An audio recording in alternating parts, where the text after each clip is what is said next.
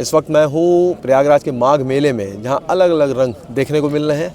हमारे साथ इस वक्त नागा साधु जी हैं, इनसे हम बात करेंगे और कई चर्चाएं, कई सवाल होते हैं नागा साधु को लेकर, इस पर भी हम बात करेंगे। गुरुजी, क्या नाम है आपका? मेरा नाम दिगंबर अजयगिरी महाराज है।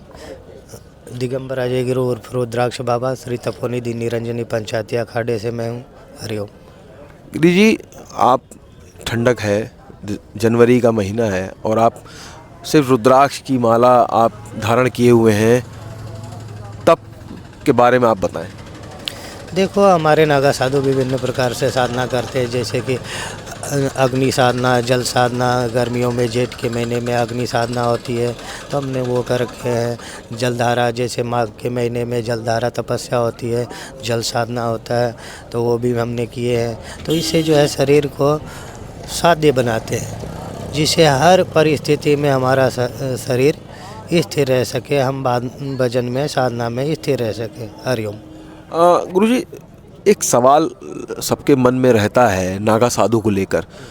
बड़ी भ्रांतियां हैं कि नागा साधु से लोग डरते भी हैं, कई चीज़ें हैं कि क्या, कहाँ, कब आते हैं, क्योंकि संगम में जब कुंभ मेला होता है या माघ मेला चल रहा है तभी आप दिखते हैं, उसके बाद आप लोग अदृश्य हो जाते हैं। इसका रहस्य क्या है? देखो, नागा साधु अपने अपने स्थान पे रहते हैं, चाहे कोई मठ बना के रहते, कोई मंदिर बना के रहते, कोई जंगलों में रहते, कोई गुफाओं में रहते, कोई कंदराओं में रहते, कोई पहाड़ पे रहते। ऐसे मैं भी रहता हूँ। मैं 6 महीने तो केदारनाथ रहता हूँ, वहाँ जो है साधना करता हूँ। फिर कुछ समय जो है यहाँ काशी में, वाराणसी काशी में साधना करता हूँ। कुछ समय प्रयागराज साधना करता हूँ। ऐसे अलग अलग जगहों पे मैं भजन साधना करता हूँ।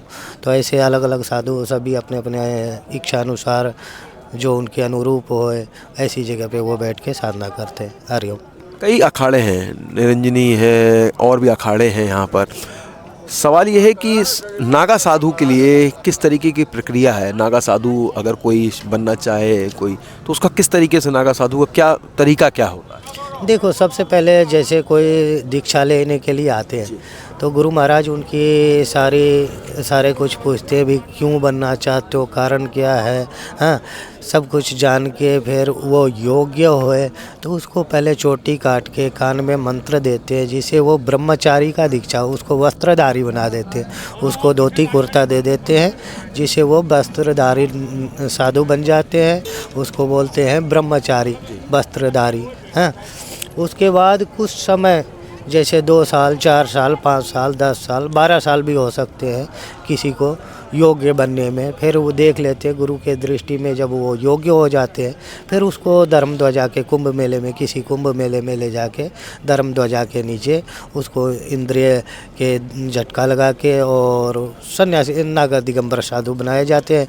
उसके बाद उनके 7 माता के कुल में से, 7 पिता के कुल में से, एक स्वयं का, एक गुरु का, 16 जो है पिंड भरने होते, जो हमारे ये सनातन धर्म में मरणोपरांत पिंड भरे जाते हैं। हम जिंदे जी सबके पिंड भर देते हैं, स्वयं का भी पिंड भर देते हैं। उसके बाद जो है गुरु महाराज पुनः दीक्षा देते हैं, फिर से जो है मंत्र दिया जाता है, वो जो है पूर्ण संन्यास का मंत्र होता है।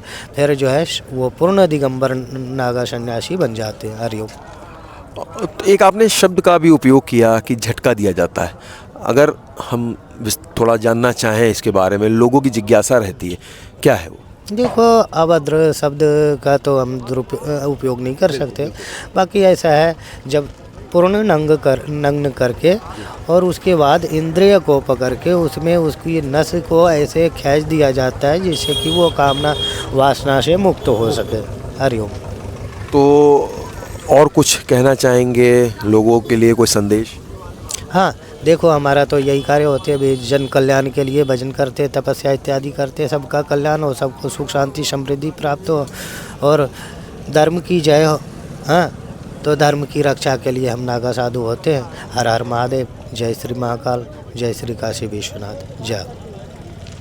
धर्म की जय हो, धर्म की विजय हो। तो आपने सुना कि गिरी जी महाराज जी को, जिन्होंने बताया कि नागा साधु कि किस तप के साथ बनते हैं, और उन्होंने बताया कि नागा साधु बनने की प्रक्रिया को भी हमने इनसे जाना। जितेश अवस्थी, संवाद लाइव के लिए।